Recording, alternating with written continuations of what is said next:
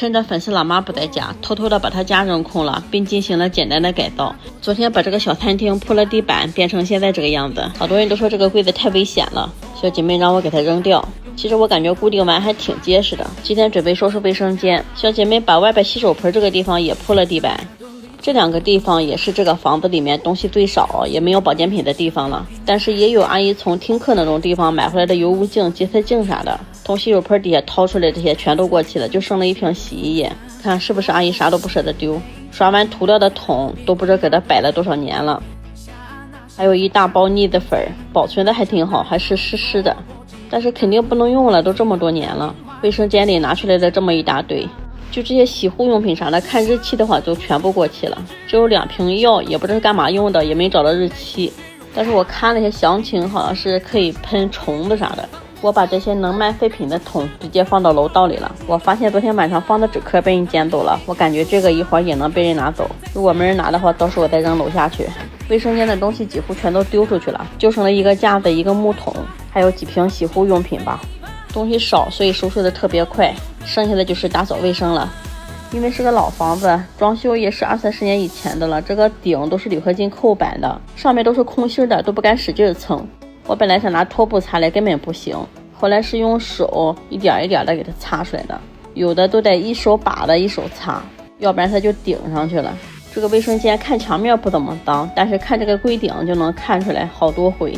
再怎么说也是1年半多的时间没有住人了。这还有一个老式吹风机呢，就这个柜门里面好像是放了一块香皂还是咋回事，打开以后特别香。这个镜子我今天用的是鱼鳞抹布擦的，擦完也是没有水印。洗手盆和水龙头上面也是落了厚厚的一层灰，喷了点浴室清洁剂给它刷出来了。像这种怕腐蚀的洗手盆还有水龙头就别喷油污净了，它没有那么多的油，用浴室清洁剂就特别好用。洗衣机后边也给它拖出来擦一擦。这个水龙头特别脏，我是缝隙刷和钢丝球一起上的，给它蹭出来了。本来想着用1周的时间把这个房子收拾完了，这没想到一收拾又得用个10多天。第2天是第3天收拾卧室的时候，小姐妹就看那个大黄柜子不好看了，就想着要重新打柜子，可能得需要1周的时间。我说可能这个房子收拾用不上那么长时间，所以就没让她打。早知道能干这么长时间，就直接让她打柜子好了，省得她看那个大黄柜子不顺眼。其实我看那个大黄柜子还可以，没那么别扭。阿姨的身体这2年刚恢复过来，我感觉换那么多新柜子的话，对她也没什么好处。其实只要把这个房子收拾干净，她回来住的舒服就行了。还有这个卫生间，就是收拾到这的时候，小姐妹才想起来给阿姨换一个马桶。但是她咨询了好多人，都不能直接改，要想改就得把地面全都刨开，重新做防水，然后铺地砖，才能再安马桶。这个时间可就长了，所以就没改上。他真的是问了好多人都不行，在网上买马桶的也问过，他们还建议小姐妹直接买一个马桶落到这个蹲坑上面，但是总感觉会不干净，还不如到时候直接买一个椅子放在上边，或者是等阿姨回来住之前再把这个卫生间重新好好整一下。看这个浴霸灯跟个油烟机一样的，上面的油老厚老厚了。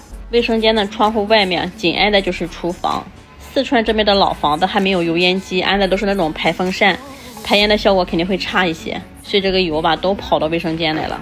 不过喷了点油污净还挺好擦的，就这个浴霸灯擦了也就是5分钟就给它擦出来了。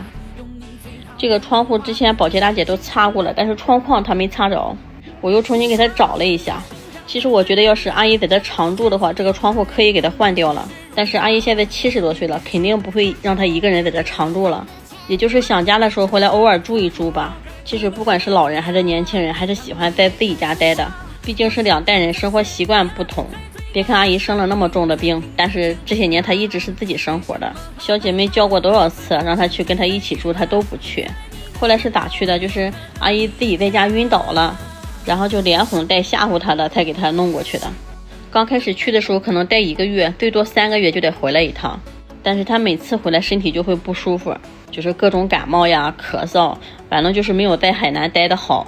后来回来的次数多了，小姐妹就认为是这个房子的问题，就不怎么让她回来了。这一次待的时间最长，可能有1年半的时间了。这不最近一直吵吵要回来吗？好多人说阿姨生的这个病可能就跟她居住环境有关系，肯定多多少少也有点关系，但应该不是主要的。听小姐妹讲，阿姨刚查出这个毛病的时候特别难过，就是因为家里人从来没有人得过这个毛病，第一次遇到这种事儿。后来他就发现阿姨的同事好多人都得了这个毛病，所以他就觉得跟那个环境呀、空气或者是土壤有关，因为他住在那个厂区的附近嘛，所以从那以后他就对房子还有吃的、住的、用的就特别在意。小姐妹一直是在海南工作，她就觉得那个地方空气也好，土壤也好，然后水也比较好，老人都很长寿，所以她把老妈也接到那个地方去了。再加上阿姨自己的心态也好，所以这几年恢复的挺好。但是据小姐妹讲，阿姨是一个特别轴的人，因为别人说啥她都不听的那种。在海南她也待不住，就是住一段时间就得跑回来，根本就住不久。想改变她，说服她确实是挺难的，所以小姐妹只能从别处下手了，就把环境给她改变一下吧。为了她的健康，哪怕是收拾完了被她妈揍一顿，她也得收拾。不过这2套房子扔的也太狠了，以后阿姨没事想起来就得骂她2句。好多姐妹都问过我，刷马桶用啥？就用蔬果源这个洁厕剂，这个地面上是黄黄的铁锈，就是原来放桶那个地方，用油污精没擦掉，我倒了点洁厕剂，待了5-6分钟吧，擦了第1遍，擦掉了一大半。它的挂壁时间比较长，这个是挂壁10分钟的效果了。大家有个小姐妹告诉我，她有一次刷马桶倒上以后去干别的事了，40分钟以后回来马桶上还有，挂壁时间长，它的清洁力度就好。看看地面上这个铁锈，擦了2遍就擦得特别干净。其实第1遍待的时间长一点的话就行，我这人性子急，倒上就想擦。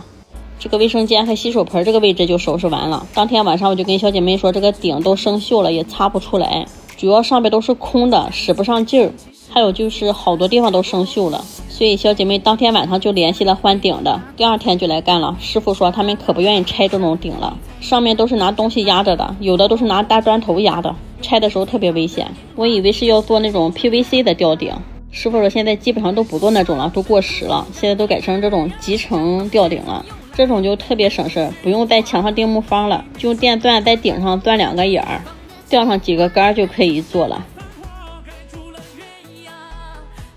我问了一下价格，好像是118一平吧，拆是10块钱一平。这个卫生间和洗手盆这个位置一共才5平方，连拆带安600多块钱，用的都是30×60的，吊起来也比较快。